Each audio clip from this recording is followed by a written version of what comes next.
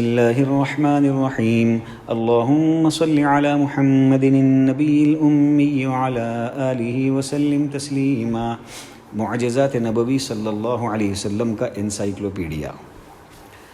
انبیاء علیہ السلام کے ساتھ جو معجزات ہوئے ہیں ان معجزات کا موازنہ یعنی کمپیریزن حضور اقدس صلی اللہ علیہ وسلم کے معجزات اور صحابہ کے ساتھ جو اللہ کی مددیں آئی ہیں اور اولیاء اللہ کی جو کرامات ہیں ان کے ساتھ کیا جانے کا سلسلہ چل رہا ہے۔ یہ آخری حصہ ہے اس سلسلے کا بھی اور اس کتاب کا بھی۔ چنانچہ آج سے اگلے 3 مجالس کے اندر جو مضمون چلے گا وہ حضرت عیسیٰ علیہ السلام کے معجزوں کے بارے میں ہے۔ چنانچہ مضمون ہے جو کچھ عیسیٰ علیہ السلام کو دیا گیا وہ محمد صلی اللہ علیہ وسلم کو بھی ملا۔ مسیح نام کیوں پڑا؟ اس میں چند اقوال ہیں۔ عیسیٰ علیہ السلام کے زمین کو مسح کرنے کی وجہ سے، اس لیے کہ آپ نمبر 1 تھا وہ، نمبر 2 اس لیے کہ آپ علیہ السلام کا قدم ممسوح تھا، نمبر 3 اپنی ماں کے پیٹ سے روغن سے ملے ہوئے پیدا ہونے کی وجہ سے، نمبر 4 جبرائیل علیہ السلام کے آپ پر برکت کا ہاتھ پھیرنے کی وجہ سے، نمبر 5 اللہ تعالیٰ کے آپ کے گناہوں کو بخشنے کی وجہ سے، نمبر 6 یا اس وجہ سے کہ آپ علیہ السلام کسی بھی بیمار پر اپنا ہاتھ پھیرتے تو وہ شفایاب ہو جاتا۔ ان تمام اقوال کو حافظ ابو نعیم رحمۃ اللہ علیہ نے بیان کیا ہے۔ عیسیٰ علیہ السلام کی اہم خصوصیات۔ عیسیٰ علیہ السلام کی خصوصیتوں میں سے ایک خصوصیت یہ ہے کہ آپ بغیر باپ کے صرف ایک کلمے کے ذریعے ایک عورت مریم علیہ السلام سے پیدا کیے گئے، جس طرح حضرت حوا علیہ السلام بغیر عورت کے صرف ایک مرد حضرت آدم علیہ السلام سے پیدا کی گئیں، اور جیسا کہ حضرت آدم علیہ السلام بغیر مرد و عورت کے پیدا کیے گئے، اللہ تعالیٰ نے انہیں مٹی سے بنایا اور کہا کہ ہو جا تو وہ ہو گئے۔ اسی طرح عیسیٰ علیہ السلام ایک کلمے کے ذریعے پیدا ہوئے۔ حضرت جبرائیل علیہ السلام نے مریم علیہ السلام میں پھونک ماری تو حضرت عیسیٰ علیہ السلام کی پیدائش عمل میں آئی۔ عیسیٰ علیہ السلام کی ایک خصوصیت یہ بھی ہے کہ وہ ابھی اپنے جسم کے ساتھ آسمان دنیا میں زندہ ہیں، مرے نہیں۔ وہ قیامت سے پہلے دمشق کے مشرقی منارہ بیضا پر نازل ہوں گے اور ظلم و جور سے بھری ہوئی زمین کو عدل و انصاف سے بھر دیں گے اور شریعت محمدیہ صلی اللہ علیہ وسلم کے مطابق ہی فیصلہ کریں گے۔ پھر ان کی وفات ہوگی اور حجرہ نبوی میں دفن کیے جائیں گے۔ حجرہ نبوی یعنی جہاں پر نبی پاک صلی اللہ علیہ وسلم کا حجرہ مبارک ہے، آپ صلی اللہ علیہ وسلم جہاں آرام فرما رہے ہیں وہیں پر، جیسا کہ اس کو امام ترمذی نے روایت کیا ہے۔ عیسیٰ علیہ السلام اور ان کی ماں مریم علیہ السلام کی ایک خصوصیت یہ بھی ہے کہ ابلیس ملعون عیسیٰ علیہ السلام کی پیدائش کے وقت ضرب لگانے گیا، لیکن اس نے حجاب، وہ جگہ جہاں بچہ رہتا ہے، میں ضرب لگائی، جیسا کہ حدیث صحیح سے ثابت ہے۔ عیسیٰ علیہ السلام کے معجزات۔ ہمارے شیخ علامہ ابن زمکلانی رحمۃ اللہ علیہ کہتے ہیں کہ عیسیٰ علیہ السلام کے معجزات میں سے ایک عظیم معجزہ مردوں کو زندہ کر دینا ہے۔ اس کے مقابلے میں نبی کریم صلی اللہ علیہ وسلم کو بھی ایسے بہت سے معجزات ملے ہیں، اور بے جان یعنی جمادات کو زندہ کر دینا میت کو زندہ کر دینے کے مقابلے میں زیادہ بلیغ ہے۔ نبی کریم صلی اللہ علیہ وسلم سے زہر آلود بکری کے بازو نے بات کی، اور یہ زندگی مردہ انسان کے زندہ کرنے سے کئی وجوہ سے زیادہ بلیغ اور اہمیت کا حامل ہے۔ یعنی آپ صلی اللہ علیہ وسلم کو جو زہر ملا کر جو بکری کے جو ہے بازو کا اس کے ہاتھ کا گوشت دیا گیا تھا، اور اس گوشت نے بات کی اور آپ صلی اللہ علیہ وسلم سے کہا گیا کہ آپ مت کھائیں کیونکہ مجھ میں زہر ملایا گیا ہے، تو یہ مردہ انسان کے زندہ کرنے سے بھی زیادہ اہمیت کا حامل ہے یہ، اس لیے کہ یہ تو گوشت کا ٹکڑا تھا۔ آگے اس کے وجوہات لکھی ہیں۔ نمبر 1 یہ حیوان کے بقیہ حصے کے علاوہ اس کے ایک جز کو زندہ کرنا ہے، اور اس صورت میں بھی معجزہ ہوتا جب یہ حصہ جسم سے متصل ہوتا۔ نمبر 2 اور یہ مردہ جانور کے اجزاء میں سے منفصل صرف ایک جز کو زندہ کرنا ہے، جبکہ باقی تمام اجزاء مردہ تھے۔ یعنی یہاں پر 2 وجوہات یہاں پر لکھی ہیں کہ حیوان کے بقیہ حصے کے علاوہ اس ایک جز کو زندہ کرنا یہ خود بھی ایک معجزہ ہے۔ دوسرا یہ لکھا کہ جانور سے اگر ایک جز کو زندہ کرنا ہے اور باقی تمام اجزاء مردہ ہیں تو یہ خود بھی ایک معجزہ ہے۔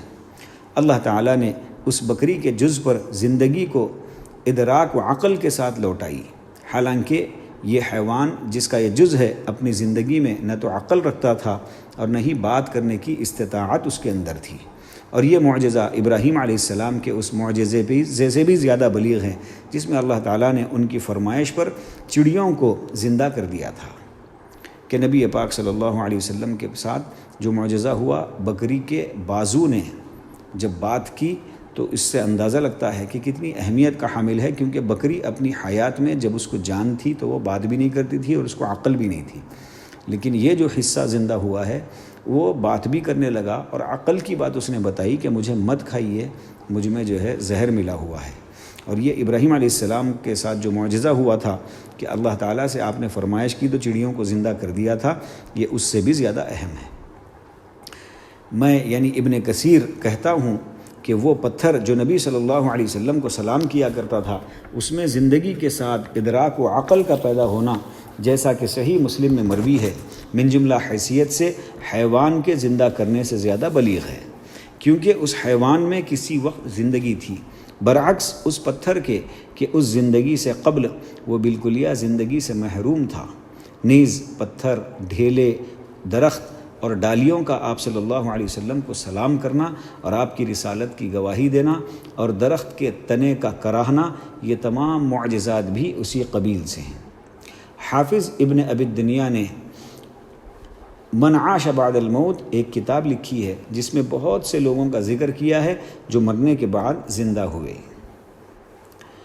اور حضرت انس رضی اللہ عنہ بیان کرتے ہیں کہ ہم ایک بیمار انصاری شخص کی عیادت کرنے گئے جو ابھی ہوش میں تھا، ہم وہیں تھے کہ اس کا انتقال ہو گیا، ہم نے اس کو ایک کپڑے سے ڈھانک دیا، اس کے سراہنے اس کی بوڑھی ماں بیٹھی ہوئی تھی، ہم میں سے ایک آدمی نے اس کی طرف متوجہ ہو کر کہا، اے بوڑھی عورت، اس مصیبت کا اجر اللہ تعالیٰ سے مانگ۔ عورت نے کہا، کیا ہوا؟ کیا میرا بیٹا مر گیا؟ ہم نے کہا ہاں۔ اس نے کہا، تم لوگ سچ کہتے ہو؟ ہم نے کہا ہاں۔ چنانچہ عورت نے ہاتھ اٹھا کر یہ دعا کی، اے اللہ، تو جانتا ہے کہ میں اسلام لائی اور تیرے رسول کی طرف اس امید سے ہجرت کی کہ تو ہر شدت و رخا میں میری مدد کرے گا، آج تو میرے اوپر اس مصیبت کو مت ڈال۔ انس رضی اللہ عنہ کہتے ہیں، اس دعا کے بعد اس آدمی نے اپنے چہرے سے کپڑا اٹھایا اور اٹھ کر بیٹھ گیا، پھر ہم لوگوں نے اس کے ساتھ کھانا کھایا۔ اور ابن ابی الدنیا ابو سمرہ النخعی سے بیان کرتے ہیں کہ ایک آدمی یمن سے آیا، ابھی وہ راستے ہی میں تھا کہ اس کا گدھا مر گیا۔ وہ آدمی کھڑا ہوا اور وضو کر کے 2 رکعت نماز پڑھی اور یہ دعا کی، یا اللہ، میں مدینے سے تیری راہ میں جہاد کرنے اور تیری رضا کے حصول کی غرض سے نکلا تھا، اور میں گواہی دیتا ہوں کہ تو مردوں کو زندہ کرتا ہے اور ان لوگوں کو بھی دوبارہ زندہ اٹھائے گا جو قبروں میں ہیں۔ آج تو مجھے کسی کے احسان کا محتاج نہ بنا، میں تجھ سے دعا کرتا ہوں کہ تو میرے گدھے کو زندہ کر دے۔ یہ دعا کرتے ہی گدھا اپنا کان جھاڑتا ہوا اٹھ کھڑا ہوا۔ امام بیہقی رحمۃ اللہ علیہ کہتے ہیں کہ اس کی اسناد صحیح ہیں، اور اس طرح کی کرامات صاحب شریعت یعنی رسول اللہ صلی اللہ علیہ وسلم کی وجہ سے ہوا کرتی ہے۔ شعبی رحمۃ اللہ علیہ کہتے ہیں کہ میں نے دیکھا کہ وہ گدھا کناسہ یعنی کوفہ میں بیچا گیا یا بیچا جا رہا تھا۔ اور ابن ابی الدنیا کی ایک روایت میں ہے کہ یہ واقعہ عمر بن خطاب رضی اللہ عنہ کے زمانے کا ہے۔ اس کی قوم کے کسی آدمی نے اس سلسلے میں یہ شعر کہا، اور ہم میں سے وہ بھی ہے جس کے گدھے کو بالکل مر جانے کے بعد بھی اللہ تعالیٰ نے زندہ کر دیا۔ جہاں تک زید بن خارجہ کے مرنے کے بعد کلام کرنے اور نبی کریم صلی اللہ علیہ وسلم ابو بکر، عمر اور عثمان رضی اللہ عنہم کی صداقت کی گواہی دینے کا قصہ ہے تو یہ مشہور ہے اور بہت ساری صحیح اسناد سے مروی ہے۔ امام بخاری التاریخ الکبیر میں لکھتے ہیں کہ زید بن خارجہ خزرجی انصاری جنگ بدر میں شریک تھے، ان کا انتقال عثمان رضی اللہ عنہ کے دور خلافت میں ہوا، اور یہ وہی صحابی ہیں جنہوں نے مرنے کے بعد گفتگو کی۔ امام حاکم نے اپنی مستدرک میں اور امام بیہقی نے دلائل النبوہ میں سعید بن مسیب رحمۃ اللہ علیہ سے روایت کی ہے، اور بیہقی نے اس کی تصحیح کی ہے کہ زید بن خارجہ انصاری خزرجی کا انتقال عثمان بن عفان رضی اللہ عنہ کی خلافت میں ہوا تو انہیں کپڑے سے ڈھانک دیا گیا۔ لوگوں نے ان کے سینے سے گڑگڑاہٹ کی آواز سنی۔ پھر حضرت زید نے کلام کیا اور کہا، احمد صلی اللہ علیہ وسلم کا ذکر سابقہ کتابوں میں ہے۔ حضرت ابو بکر نے اپنی ذمہ داری مکمل کر دکھائی، وہ اپنے معاملے میں نرم دل اور اللہ کے معاملے میں سخت ہیں، اور یہ بات بھی کتاب اول میں مذکور ہے۔ حضرت عمر بن خطاب کتاب اول میں قوی ہیں، انہوں نے اپنی ذمہ داری سچ کر دکھائی، اور عثمان بن عفان ان کے طریقے پر ہیں۔ 4 نشانیاں گزر گئی اور 2 باقی ہیں۔ فتنے جنم لیں گے، طاقتور کمزور کو کھا جائے گا، قیامت برپا ہوگی، اور عنقریب تمہاری فوج کی طرف خیر آئے گا۔ سعید بن مسیب رحمۃ اللہ علیہ کہتے ہیں کہ پھر بنی حتمہ کا ایک شخص انتقال کر گیا، وہ کپڑے سے ڈھانک دیا گیا تو اس کے سینے سے بھی ایک آواز سنائی دی۔ پھر اس نے کلام کیا اور کہا، بے شک بنی حارث بن خزرج کے بھائی نے سچ کہا، سچ کہا۔ ابن ابی دنیا اور بیہقی نے اسے دوسرے طریق سے بھی بالتفصیل اور مطول ذکر کیا ہے، اور بیہقی نے اس کی تصحیح کی ہے اور کہا ہے کہ مرنے کے بعد کلام کرنے کے متعلق ایک جماعت سے صحیح سند کے ساتھ یہ واقعہ مروی ہے، واللہ اعلم۔ میں یعنی ابن کثیر کہتا ہوں کہ میں نے خندق کے دن جابر رضی اللہ عنہ کی ایک بکری کا قصہ بیان کیا ہے کہ 1000 آدمیوں نے اس سے اور تھوڑی سی جو کی روٹی سے کھایا، اور یشکر کے لقب سے معروف حافظ ابن منظر نے اپنی کتاب الغرائب والعجائب میں اپنی سند سے روایت کیا ہے کہ رسول اللہ صلی اللہ علیہ وسلم نے اس بکری کے بچے کی ہڈیاں جمع کی اور اللہ تعالیٰ سے دعا کی تو وہ بچہ پہلے ہی کی طرح زندہ ہو گیا۔ پھر آپ صلی اللہ علیہ وسلم نے بکری کے بچے کو جابر کے حوالے کر دیا رضی اللہ عنہ، واللہ اعلم۔ ہمارے شیخ کہتے ہیں کہ عیسیٰ علیہ السلام کا ایک معجزہ جنون و دیوانگی کے مریض کو شفایاب کر دینا بھی ہے، اور نبی کریم صلی اللہ علیہ وسلم سے بھی اس سلسلے میں شفا ثابت ہے۔ یہ آخری بیان ہے جسے میں نے اپنے شیخ سے نقل کیا ہے۔ جہاں تک عیسیٰ علیہ السلام کا یہ معجزہ ہے کہ وہ جنون و دیوانگی کے مریض کو شفایاب کر دیتے تھے، تو میں اس سلسلے میں کوئی خاص منقول اور معتمد بات نہیں جانتا ہوں۔ اتنا معلوم ہے کہ عیسیٰ علیہ السلام اندھے اور کوڑھی کو ٹھیک کر دیتے تھے، اور بظاہر یہی معلوم ہوتا ہے کہ وہ تمام وبا اور لاعلاج و دائمی مرض کو ٹھیک کر دیتے تھے۔ لیکن نبی کریم صلی اللہ علیہ وسلم نے جنون کو درست کیا ہے۔ امام احمد اور بیہقی نے متعدد طرق سے یعلا بن مرہ سے روایت کی ہے کہ ایک عورت اپنے چھوٹے بچے کو لے کر آئی جس کو مرگی تھی، مرگی ایک قسم کی بیماری ہے، میں نے اس سے زیادہ سخت مرگی نہیں دیکھی تھی۔ اس عورت نے عرض کیا، اے اللہ کے رسول صلی اللہ علیہ وسلم، میرے اس بیٹے کو ایک مصیبت لاحق ہے جیسا کہ آپ دیکھ رہے ہیں، اور اس کی وجہ سے ہم بھی مصیبت میں پھنسے ہوئے ہیں، نہ جانے دن میں اسے کتنی دفعہ یہ مرگی آ لگتی ہے۔ رسول اللہ صلی اللہ علیہ وسلم نے فرمایا، بچے کو مجھے دو۔ عورت نے بچے کو اٹھا کر آپ صلی اللہ علیہ وسلم کے اور کجاوے کے درمیان رکھ دیا۔ آپ صلی اللہ علیہ وسلم نے بچے کا منہ کھولا اور اس میں 3 مرتبہ تھکایا اور فرمایا، اللہ کے نام سے شروع کرتا ہوں، میں اللہ کا بندہ ہوں اور اللہ کے دشمن کو نامراد اور رسوا کرتا ہوں۔ پھر آپ صلی اللہ علیہ وسلم نے بچے کو عورت کے حوالے کر دیا۔ بعد میں اس عورت نے بتایا کہ بچہ اسی وقت سے شفایاب ہو گیا اور اس کے بعد سے اسے کوئی بری چیز لاحق نہیں ہوئی۔ نیز امام احمد ابن عباس رضی اللہ عنہما سے روایت کرتے ہیں کہ ایک عورت اپنے بیٹے کو لے کر رسول اللہ صلی اللہ علیہ وسلم کی خدمت میں حاضر ہوئی اور عرض کیا، اے اللہ کے رسول صلی اللہ علیہ وسلم، میرے لڑکے کو مرگی ہے جو ہمارے دوپہر اور شام کے کھانے کے وقت پکڑ لیتی ہے، پھر یہ ہمیں پریشان کر کے رکھ دیتا ہے۔ ابن عباس رضی اللہ عنہ کہتے ہیں کہ رسول اللہ صلی اللہ علیہ وسلم نے اس بچے کے سینے پر ہاتھ پھیرا اور اس کے لیے دعا کی تو اس بچے نے کھانسا جس سے ایک کالی چھوٹی چیز نکلی، پھر وہ شفایاب ہو گیا۔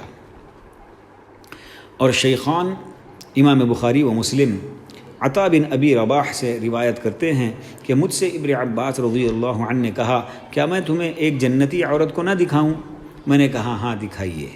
انہوں نے کہا کہ یہ کالی عورت رسول اللہ صلی اللہ علیہ وسلم کے پاس آئی اور عرض کیا مجھے مرغی پکڑ لیتی ہے اور میں بے پردہ ہو جاتی ہوں، آپ میرے لیے دعا فرما دیجئے۔